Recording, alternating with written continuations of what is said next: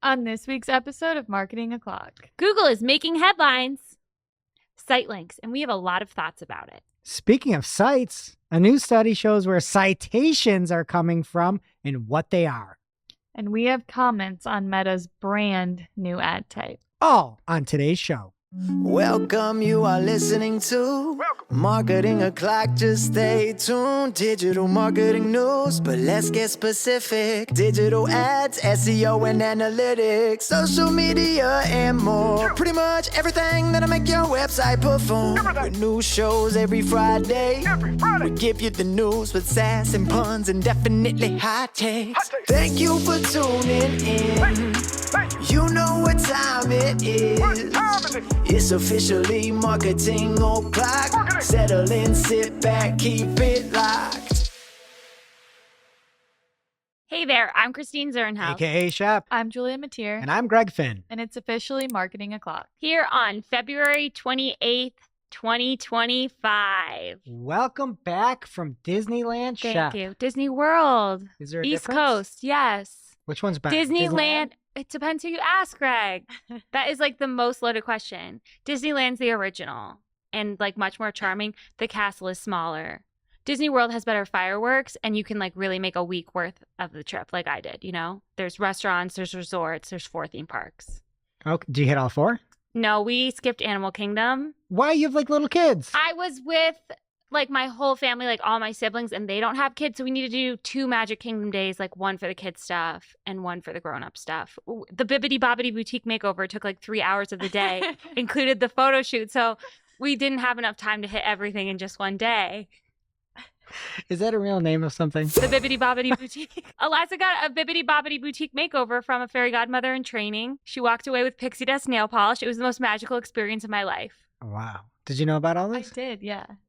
It costs more than I spend on like any procedures for myself. Haircut. Any procedure. Well, I don't really do anything, but like costs more than my haircut. I haven't got my nails done in like 5 years since my wedding, probably, but she got a manicure. Wow. Pixie dust, a wish for each finger. Wow. She wished for toys. On each finger? Just after you guys wrapped recording last week, there was major news. I know. It was like right after. They know we record on Wednesdays. Yeah.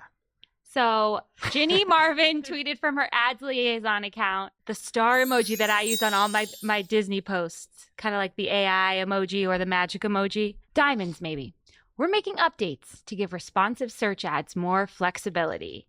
She said the main update of this that we're going to focus on is that up to 2 of your provided headline assets may serve alongside your site links in the, quote, secondary link format when they are predicted to improve performance. So AKA, if you have headlines that are not serving in the headline position, they can now be used as site links.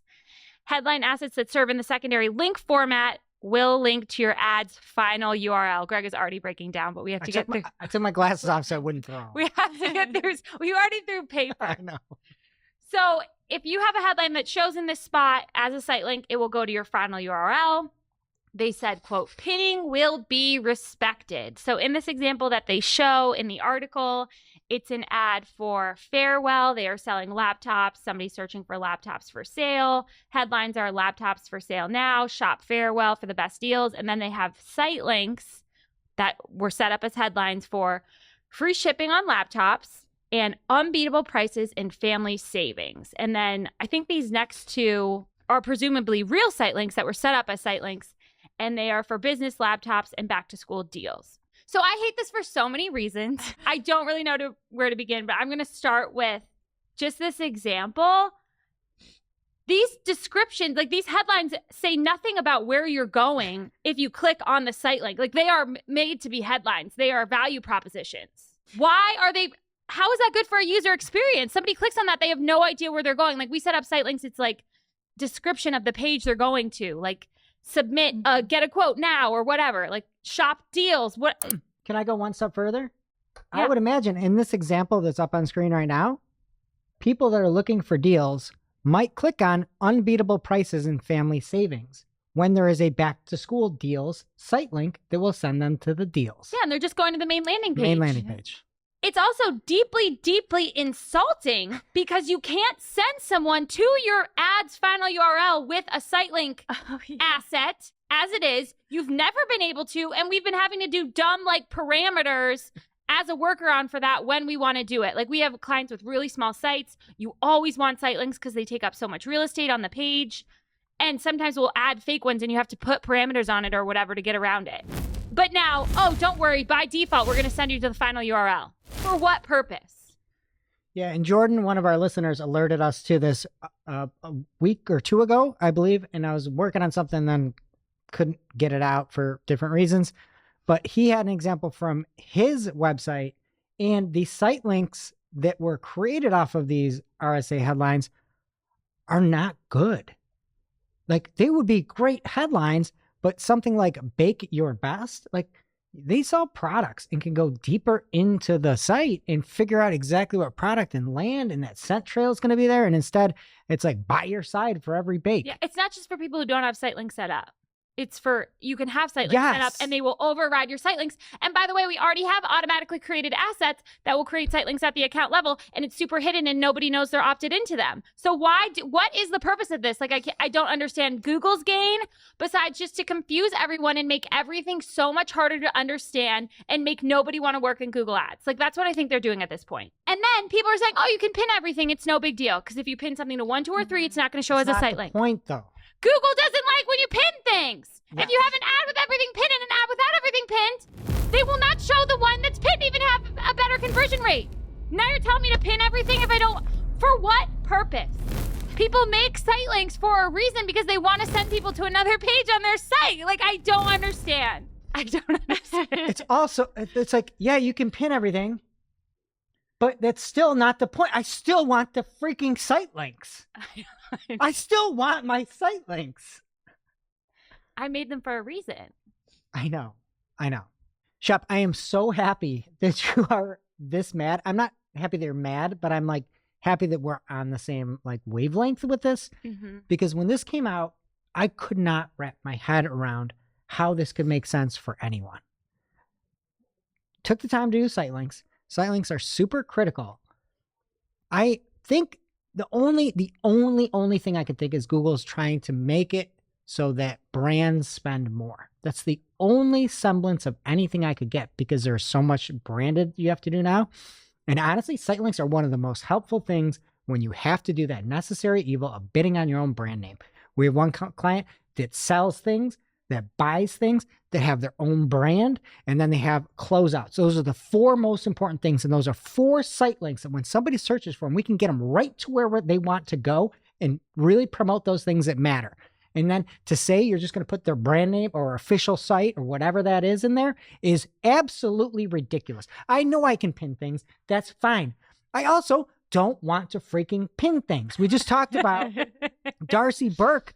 What was it? 2 shows ago, he had an example where he had one ad that was pinned that had a higher conversion rate and a lower cost per conversion, and it was getting less impressions than the one that wasn't pinned, right? We saw a study from Optimizer about if you pin, you can see a higher conversion rate, but if you don't pin, you can see a higher click-through rate.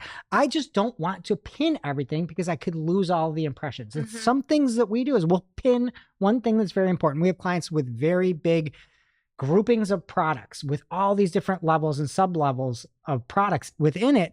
And if somebody searches, I just had an example here for like a query of desk chair. We would say, okay, that's going to go to the main desk chair site. Maybe we'll pin a headline of something like huge supply of commercial chairs or something. That's probably too long, but whatever, you get the point. That's pinned. Then we might have a headline because we don't know what they're looking for, but Google can actually do a good job of serving different RSA headlines. So we might have something like heavy duty desk chairs, leather desk chairs, fabric task chairs in stock, same day shipping, one of those things. Now we're going to have site links for fabric desk chairs, leather desk chairs, executive desk chairs, 365 desk chairs, or 24-hour desk chairs. Those would be our site links that we would have. Mm-hmm. Now, what it could do is because our headline, we're trying to let Google really match the product to the query. We might say, or to the user, right? Maybe they look for the leather desk chairs before and Google chooses chooses to use leather desk chairs up top. And then we could see heavy duty desk chairs as a site link or fabric task chairs as a site link.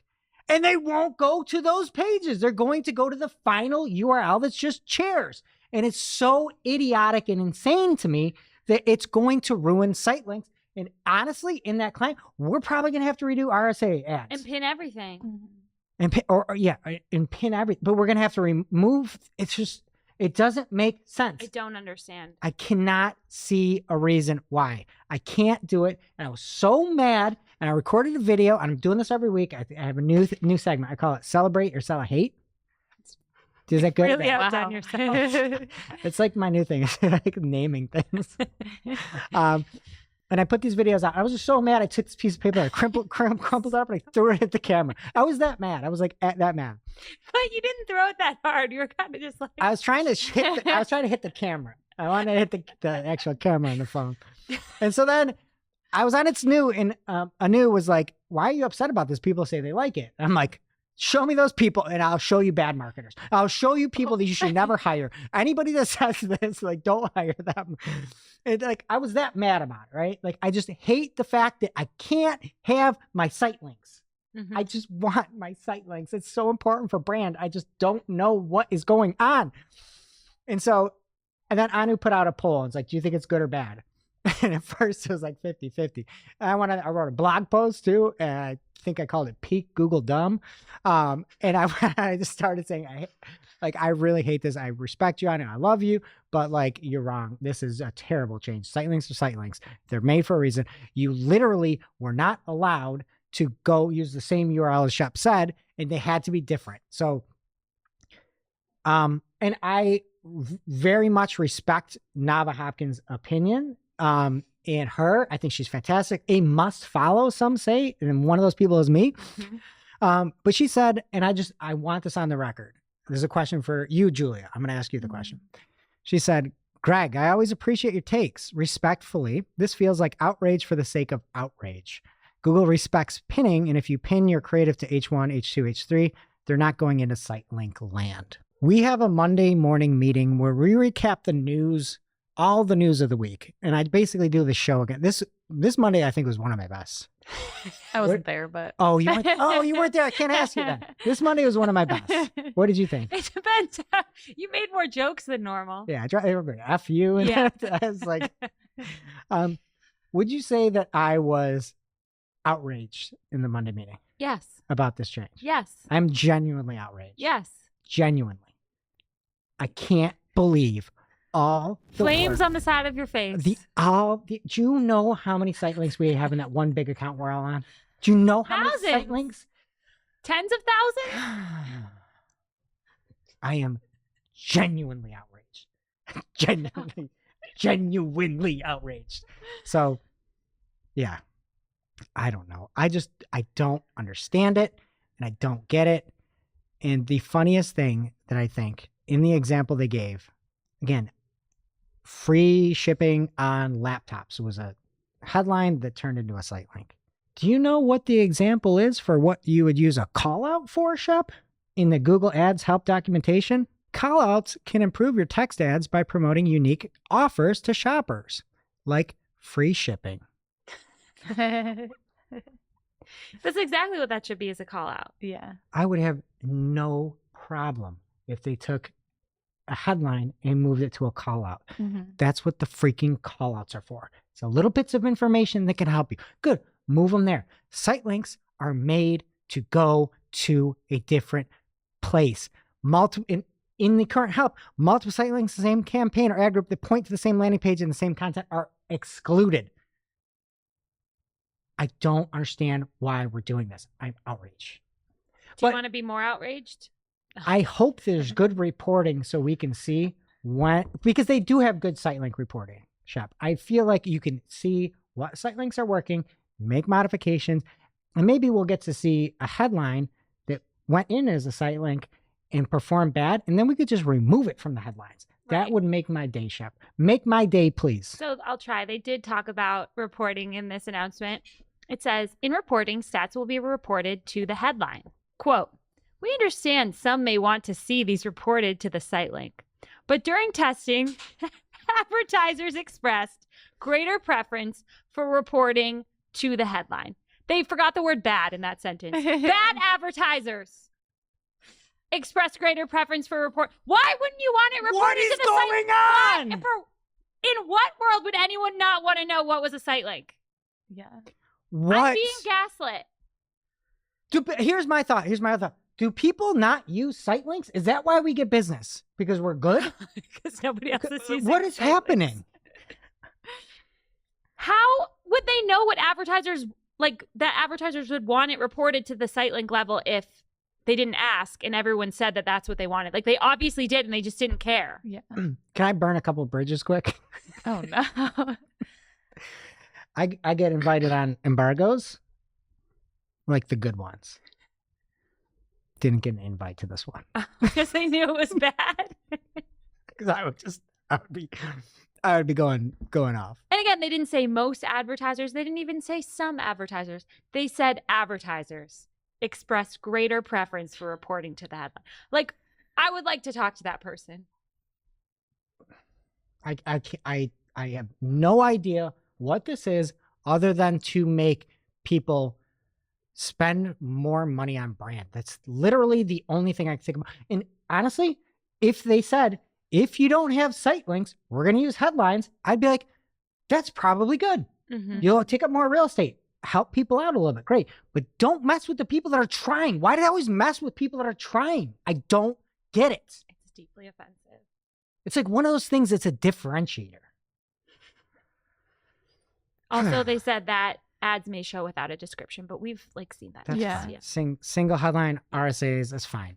No description, that's fine. I don't care. All right, let's get to something else, at least a little bit less depressing. There is a new study from xfunnel.ai, and they looked at 40,000 responses and 250,000 sources within AI search engines and what they actually cite. The main ones they looked at were ChatGPT, Gemini, and Perplexity. Also, I was on vacation too. A lot of ChatGPTing. Next to no Googling. At the Little beach. local Googling. My kids ask me the dumbest things and I just have to answer them. Okay. Like yesterday night, they're like, how many dollars are in the world? Do you guys have a guess? I can't. At least Just wealth. How much wealth is in the world? Well, there's 8 billion people, right? Yeah, I don't know. I'll ask ChatGPT. I'm so bad at this stuff. I want to hear. Yeah. 100 billion? I don't. 7, That's low. Elon has that alone. Oh, I'm sorry. Yeah. 20 trillion. 400 trillion. Okay, that's close. But then, what's our debt? That made me so nervous, though. My debt? No, the U.S. debt. We are $36 trillion in debt, and there's only $400 trillion in the world. How can they be Spread so more. in debt with all the taxes we're paying? It's like, how are we $36 trillion? There's only 400 of these dollars. What do we? Okay. Anyway, they had different citation types. They broke up into 4 different categories: owned, a company's own domain; a competitor, a direct competitor's domain; earned, something that was third party or affiliate site, often requiring some external listing or coverage; or UGC, user generated content, like a Reddit, Trustpilot, whatever. The average citations in general by engine, Perplexity had the most. Not shocking. It is the best AI engine out there from a search perspective, 6.61. Gemini right behind it, 6.1. And ChatGPT, not a ton of citations, but 2.62 citations. And I think this was the really shocking part of this, to me at least. When you look at the distribution citation by engine, basically that is saying which one of those 4 buckets is it falling in. The far and away biggest source was the third party earned bucket. Perplexity had the overwhelming majority. I'm going to guess about 80%. Gemini was right behind it. And then ChatGPT was a little bit different. Their competitor stuff was up to about 25%. And then they were roughly, 60% of earned. So that was shocking to me. I thought there would have been a lot more branded stuff. Mm-hmm. But instead of Nike, maybe they're showing, all these things are showing more review sites and things like that. That's what I would want, I would think. I also don't know where news falls in. With news, if it's search engine land, is that a third? I don't know exactly like where that falls, but I was pretty shocked by the earned percentages here. Okay, next up, Meta has added testimonials as part of partnership ads. So essentially just paying people to comment nice things on any feed posts or reel posts. And people have kind of been doing this for a long time, but now it'll show the sponsored next to the comment. So like they don't have to include in the comment, this is a paid ad. Because I feel like a lot of people used to do that. So yeah, just a cool update from Meta. So wait, the brand has to say they're going to pay you, or if there's a nice comment, they can promote it? How does it work? No, like essentially you just like have a deal with the brand. Like if you're going to post like a video for them or whatever, and you send them your comment, and then when they make the post, they can like add your comment to the post, and you work out payments outside of Meta, and they just pay you essentially for your comment. It's only if you do a comment? That's what I don't understand. It's just like an option. So like you could say like a brand deal, like they could pay you for like a video to just do this sponsored comment saying you love their product. And Or does the payment come through Meta? no, just Oh. comes from the brand. Yeah, Oh, so you can say, I'll pay you this much. and Yeah. just So gotta- the brand makes a post, yeah, and then the influencer comments on the post, yeah. and then they get paid for their comment. Yeah. I feel like the way it works is like the influencer will like send them their, like the brand will be like, we need you to like make a comment about this. They'll send them their comment. And then when the brand makes the post, they can like add that comment to the post. Okay. And then I'm assuming it would be like featured prominently. Yeah. They pin it. If anybody needs a comment out there and is willing to pay, let us know. I'll comment on it. And now for this week's Cool tool. As a reminder, our Cool Tool segment is not an official endorsement or paid mention. We're simply sharing something we found in our travels that may be of use to our listeners and is really, really cool. This week's cool tool is for videos and it's called Veed.io. How do you spell it? VEED. Oh. That took me way too long to get though. But anyway, video. yeah. You just got that out too? She just got it earlier. You got to say it out loud. Yeah, like video. Anyway, it can translate your videos for free. So there is a free and a paid option for this, but essentially you can easily translate videos up to 50 different languages. So this is great for easy content for people who have multiple locations or serve in multiple countries. We'll have the link in our newsletter and a Discord, so check it out. You know, I was watching the Bob Dylan movie last night. It took me a long time With to realize why Timothy? it was called that. Yeah. Greg has a really bad Bob Dylan impression. I have a really good one. Oh, Didn't we do this I'm before? like- Yeah. I Made me like my think of it. Sitelinks and Sitelinks back in my day. It's your ears. A complete unknown. Ah, so much better. Now it's time for this week's Take of the Week. This is a hashtag fire digital marketing take with extra spice served up for you. We simply deliver the take for your consumption. We give no opinions. We don't influence. You make the call. This week's Take of the Week comes from power listener of the show, Ashwin from God Tier Ads. And there is about a minute and 30 with him and Ed Leak talking about what I think is like the important stuff. And there was a quote as well to say that he had over on X, and it's at the copy trail there. Go give him a follow. It says, account management requires less work than ever, but it has never been so easy or quick to hack up a campaign or your career. Mm-hmm. We don't give opinions, but man, that's a great take. That's a good opinion. That's a great take. That's a correct opinion, Ashwin. Thank you. Now it's time for this week's Pew Pew Lightning Round. At this point in the show, we split up our content into 3 parts: paid, organic, and social. First up in the paid universe this week from Joey Bidner, power listener and contributor. He's letting us know that if you run Microsoft ads alongside your Google ads and you use the import tool, something that you should look out for. If you import campaigns from Google Ads, even if you're really strict about your import, the import will overwrite your audience expansion settings and switch them to serving your ads on the quote, horribly stupid audience network. Yeah, I love Jetwick. Consider yourself warned. That is a really good warning. Every time I do that upload, it is handy, but I get so nervous every time. I It's feel my scary. heart pounding. Yeah. I have someone else look at the settings with me. And then after I import it, I make sure to check and see the different items that were imported. You can see it in the view for a while before you refresh. And that really helps too. Next up, Google's responsive search ads cropping the head off of personal injury lawyers since 2022. This is just a little tidbit from Anthony Higman. Higman, power listener of the show. Made me giggle. But he has examples from the SERPs of all of these lawyers whose heads were chopped off. And I guess the marketing takeaway here is make sure that you have like a lovely top on. Maybe a name tag. Yeah, like just suck in before the photo. This is wow, because it's not flattering. One is like literally maybe it's like the strike zone on this one.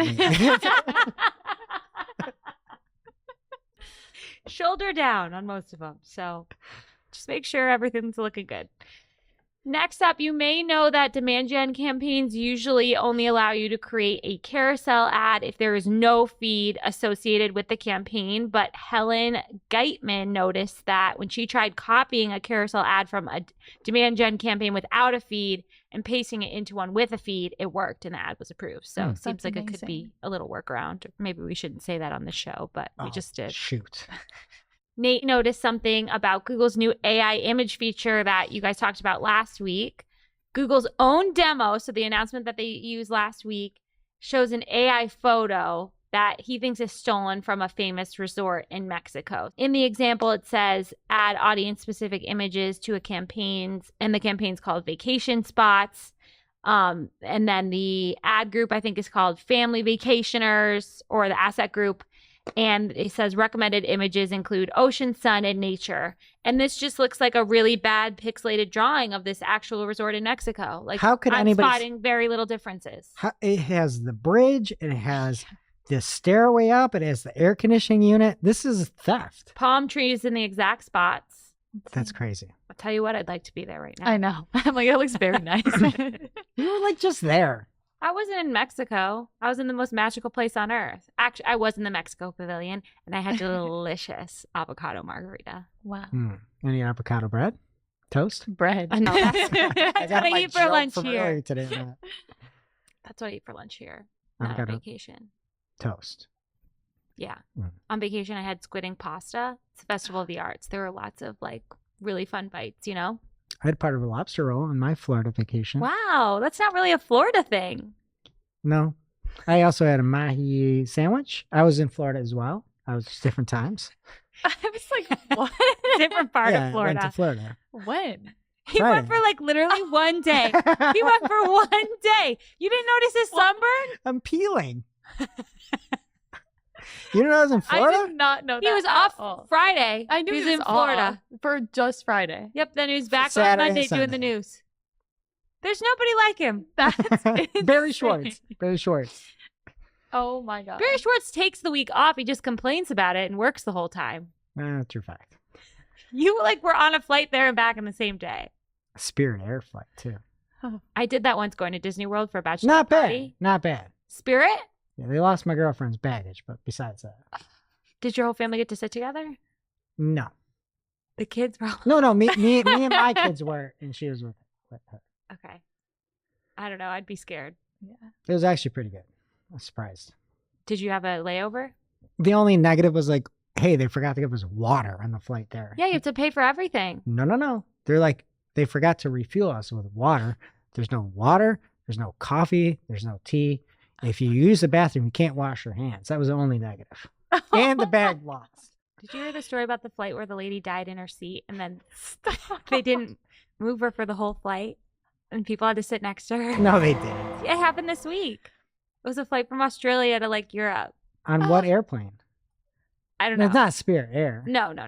I mean, It what was do you? Australia. What do you can't like throw her out the door. I know, but can you Like, imagine? Tuck her away. Where are you gonna put her? Put her in the bathroom. Oh, that's a good idea.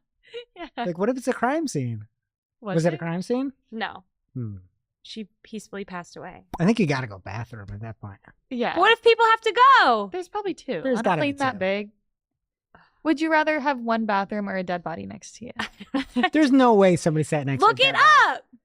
The family is like suing the airline. What would you rather do? Fly from Australia to America next to a dead body? It wasn't to America. Or be on that plane in Toronto that flipped over and landed upside down? The the dead body.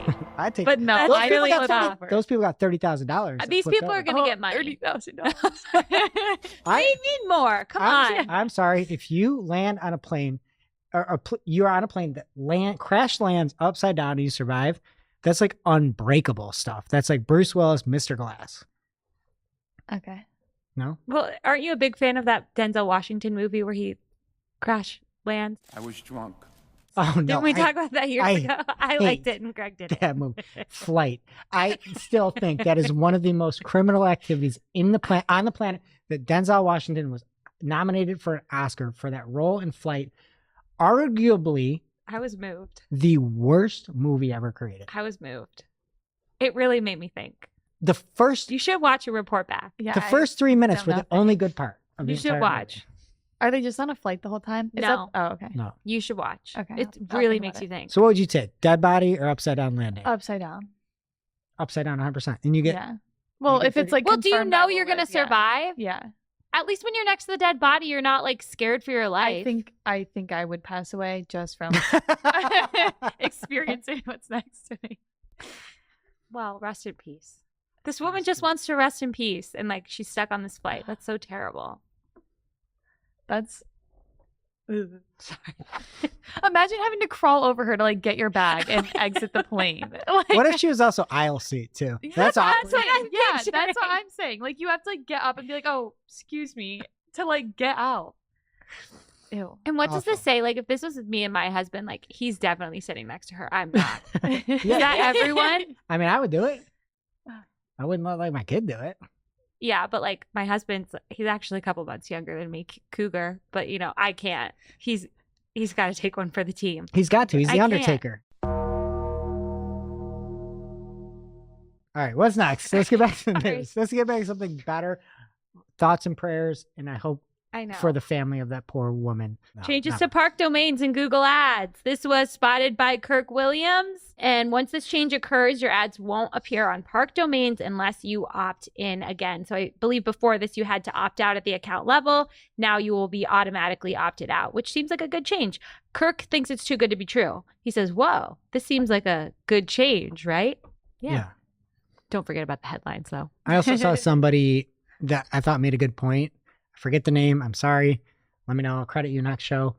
That said, why wouldn't, remember when Google killed off the goo.gl, whatever it's called? Yeah. We'll never forget. It's my Yeah. first show. They just killed it off.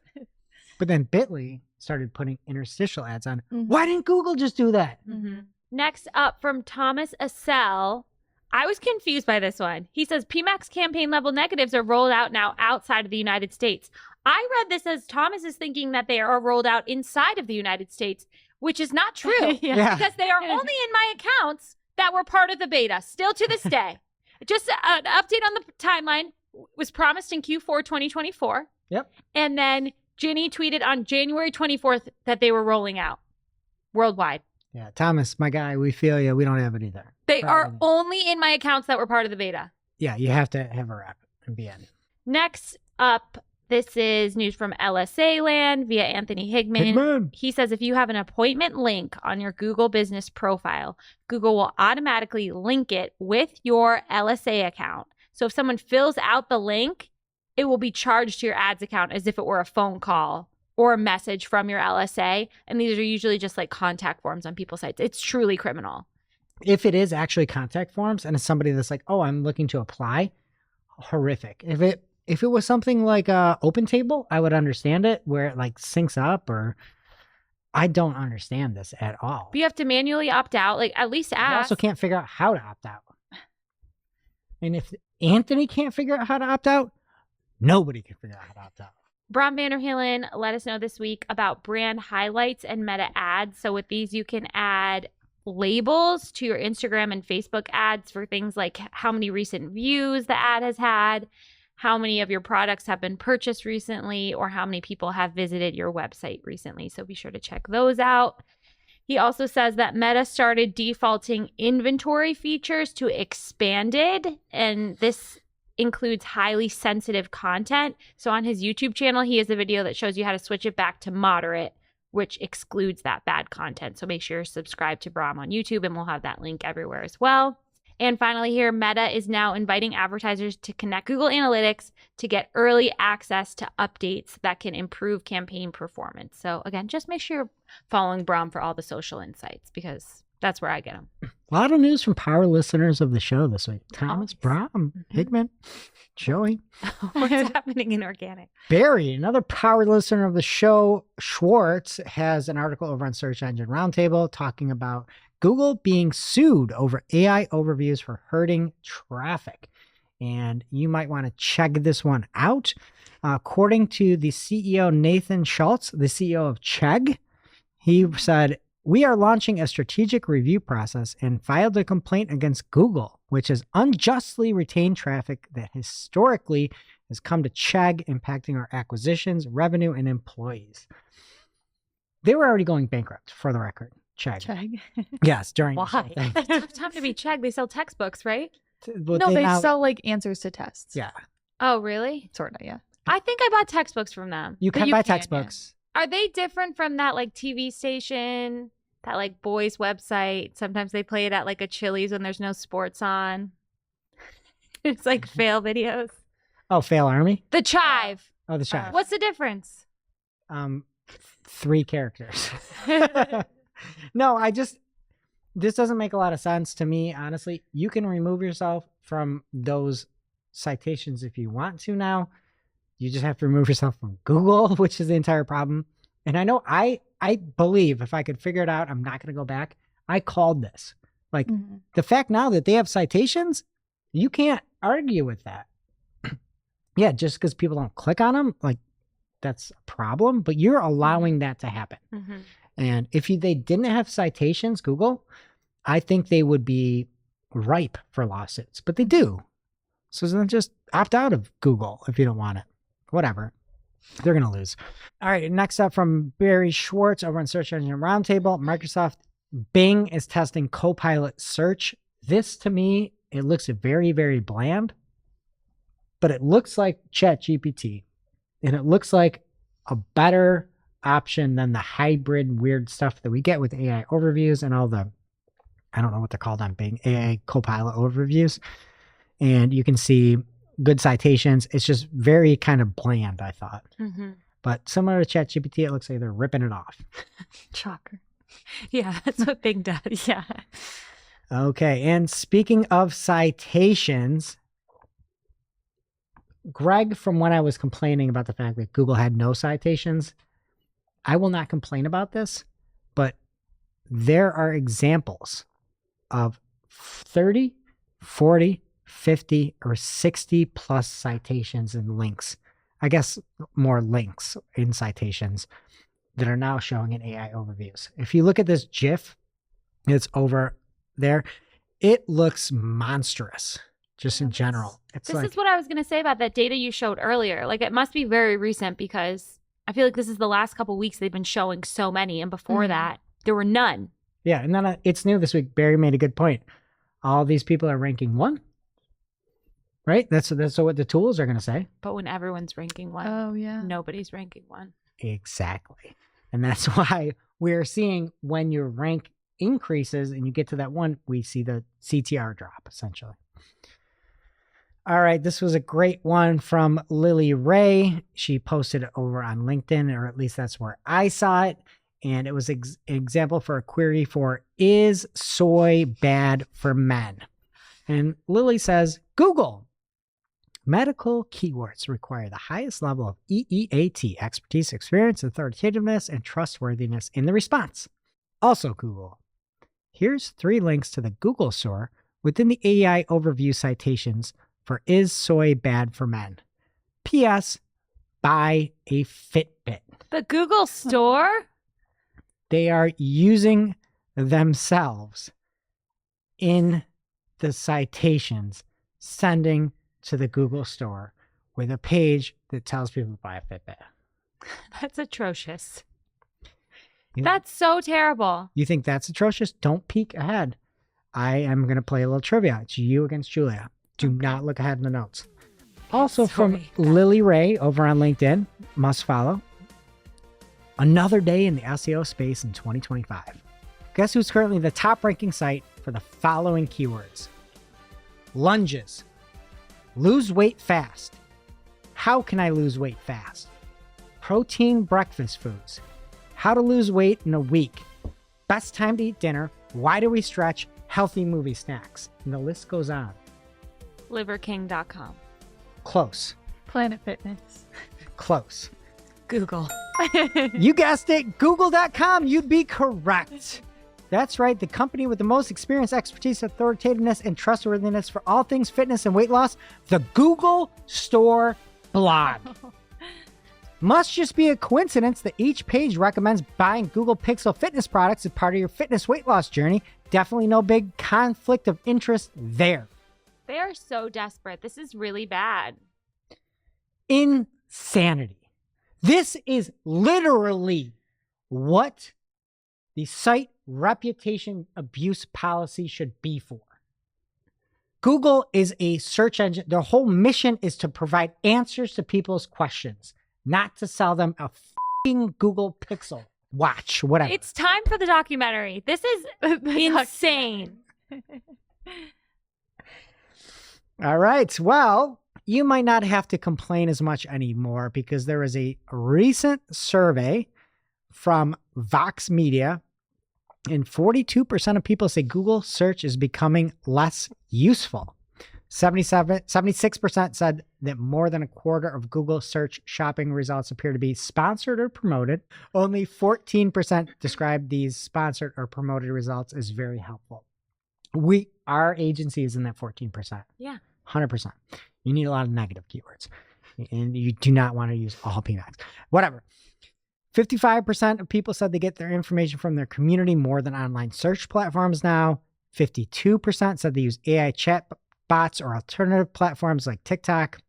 And then 66% said the quality of information is deteriorating, making it difficult to find reliable sources. All right, quickly here, Igor Souza has an announcement from Google Tag Manager feature. It is in beta, just so you know, but you can have automated GTM first party set up with Cloudflare. I do believe you need to be in the enterprise plan, and it's a closed beta. You're going to have to reach out to your rep to get that done, but that's kind of cool. If you're using enterprise Cloudflare, you can get GTM set up for you. Also, there was a spike in crawling, according to Barry Schwartz. Some sites hosted on CDNs or content delivery networks are experiencing a big spike in server response times for crawling, while seeing a drop in total crawl requests. Additionally, in those, what used to be kind of like the caret arrow down answers, I believe that this was what feature snippets used to be. I'm not quite sure. Everything is like just a mucky mess over there. But those previously you had to click to see the information, and now they're having it like auto expanded, and it kind of looks just like an AI overview, but it's within an answer. So just thoughts and prayers to our SEO friends. And then if you are using the Search Console API, it was delayed this past week. So if you saw any wonkiness, I don't know if it's fixed yet, but there's an issue that is known. And finally here, some good news. I wanted to end on good news. I put this in. Google had a new blog post that came out on Wednesday this week, and they said you can protect your personal information and take action on outdated content in search results. This is if somebody had posted personal information about you online.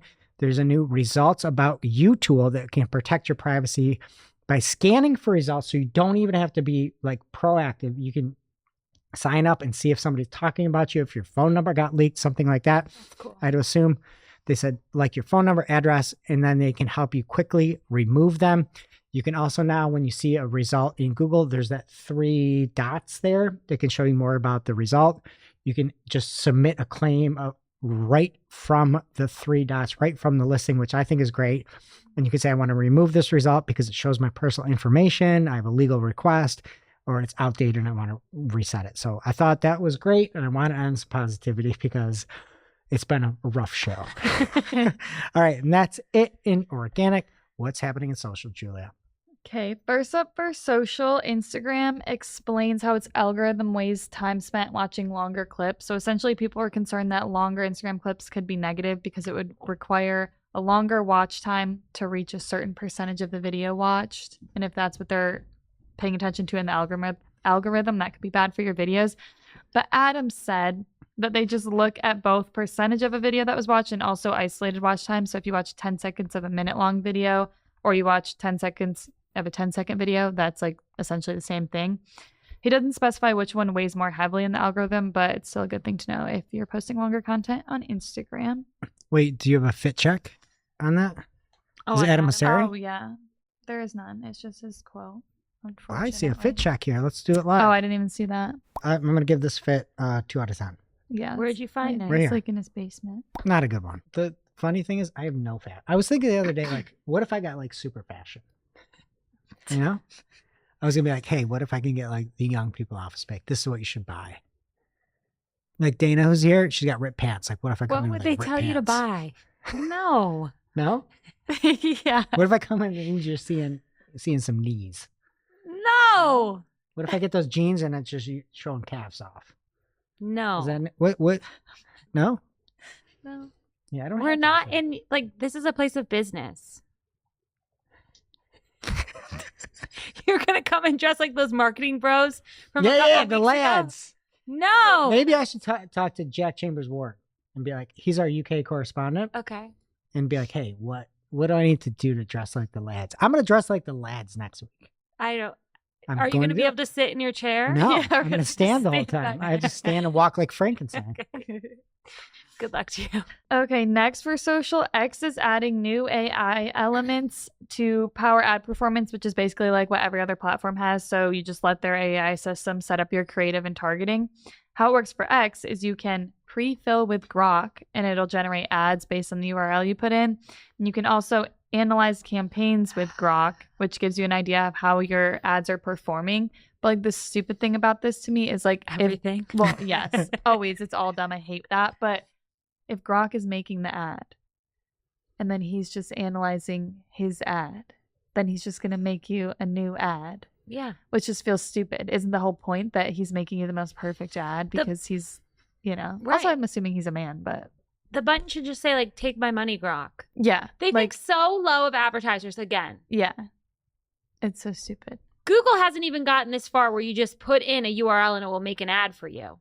Yeah, They at least ask you to confirm all their recommendations. yeah, I mean, we talked about last week. They were using competitor URLs in suggested site links.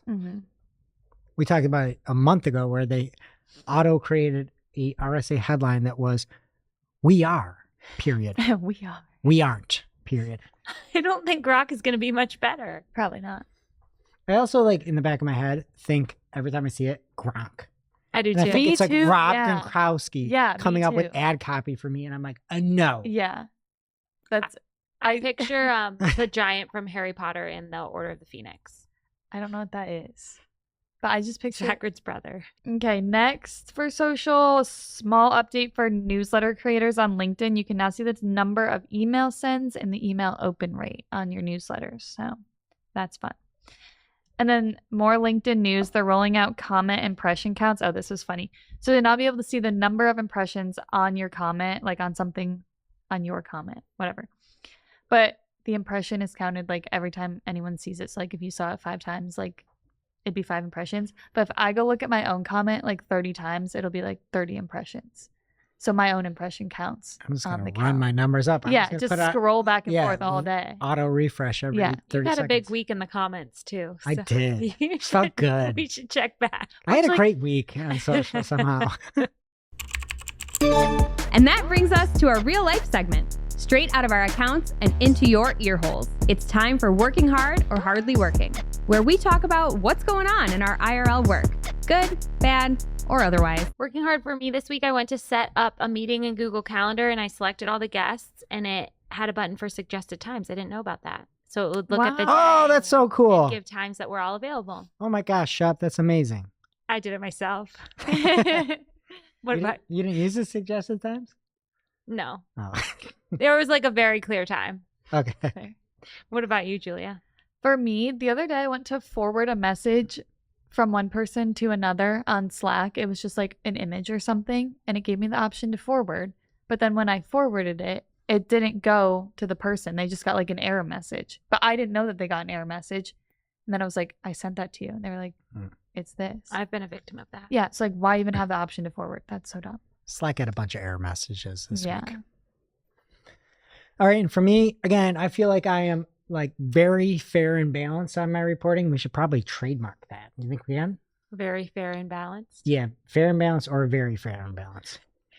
Is it already trademarked by someone I don't know? I feel like you're making a joke.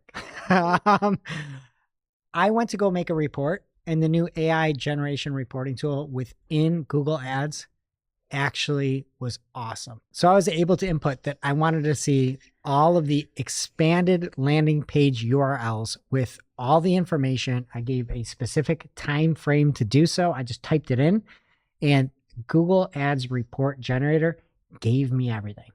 It almost gave me too much because we had too many of them and I couldn't download everything.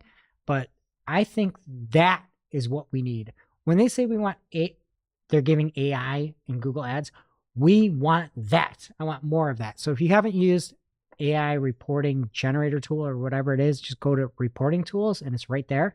It can actually save you a bunch of time. Now it's time for this week's ICYMI. ICYMI, people. This is something you just might not have seen. Maybe something that you overlooked, but you shouldn't have. ICYMI, people. This week it's coming from Karina Montenegro on LinkedIn. She says she was running a PMAX campaign where the conversion rate on mobile was terrible and the CPA was 4 times higher than on desktop. We all know that PMAX doesn't allow device exclusions or bid adjustments yet. They are coming. I have the beta. I bragged about it last week. Sorry, Karina. She says, here's a workaround. Use value rules to multiply mobile conversions by 0.5 so Google bids less aggressively. It's not perfect, but it helps control spend and improve efficiency. You've used value rules for PMAX, right? Mm-hmm. But it was for our audience and it worked? Yeah. Is it still running? Yeah. Yeah, I think we forget about them a lot. The problem is you can only use it for value-based bid strategies. So, I would love to do that for Target CPA because that's where you have a bigger problem with the mobile stuff, but you can't. That's what I did it for. You did for Target CPA? Yeah. And it worked? Well, sorry. I take that back. So wait, it was It like was an econ Target- client. No, it wasn't. But I just made those accounts their target return on ad spend. Yeah. Shh, Greg. She did what Google says, and assigned values to the different lead funnel stages. Oh, I Yeah. gotcha. Okay. Because they could only do every form submission, but then she said if you're from this like professional audience, it's worth 2 times more. Yeah. Oh, that's cool. Yeah. Awesome. So don't forget about the value rules, and now you can use them on Microsoft too, which is cool. Also, that's why Julia is on the show. She's really good. Yeah, Thanks. and pretty. Now it's time for our must-read marketing article of the week. An article so advanced, so in-depth, so detailed that we simply cannot cover it in its entirety on today's show. This week's must-read marketing article of the week comes from the one, the only Andrea Cruz over on Search Engine Land, and it is 5 LinkedIn ads mistakes that could be hurting your campaigns. She goes through talking about using age as targeting, audience expansion without adjustments, and if you want the rest of the 3, you have to go read the article on Search Engine Land. Give her the views. She deserves it. One of the best in the biz, best in the industry. And it's a very good article if you are newer to LinkedIn or you're just trying. Honestly, if you are using LinkedIn, you might learn something from this. So go check it out. Thank you, Andrea. And now on to our playlist of curated songs to work to. You can head over to playlist.marketingoclock.com to listen to Marketing a Playlist. I'm going to add a song from Beethoven Blues by John Batiste. It's like all instrumental. It's such a vibe. But I'm not going to like say the name because like I'm not smart. You have like to say the name. Pure Elise. Oh, okay. Yeah. Beethoven. Yeah. Okay. It's good. Greg? I like you're like, here's my song. I'm not going to say the name of it. It's a surprise.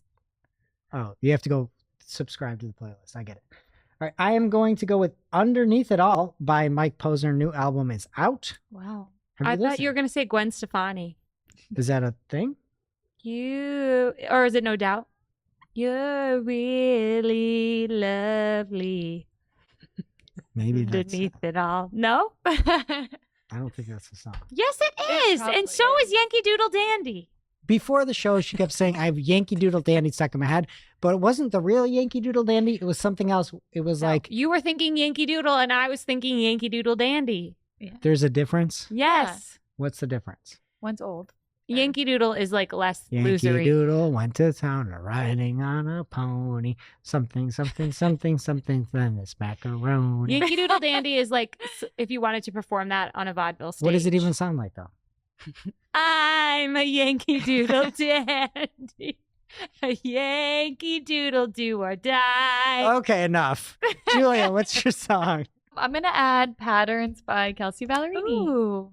All right, that does it for today's show. It is now officially not Marketing O'Clock. Thanks for listening. We miss you already. We can't wait to see you next week. Thanks for listening to Marketing O'Clock. If you're looking for more information on today's topics, head over to marketingoclock.com/newsletter to receive every single article we covered. We share the news as it breaks in our Discord community. Head over to community.marketingoclock.com to join. Keep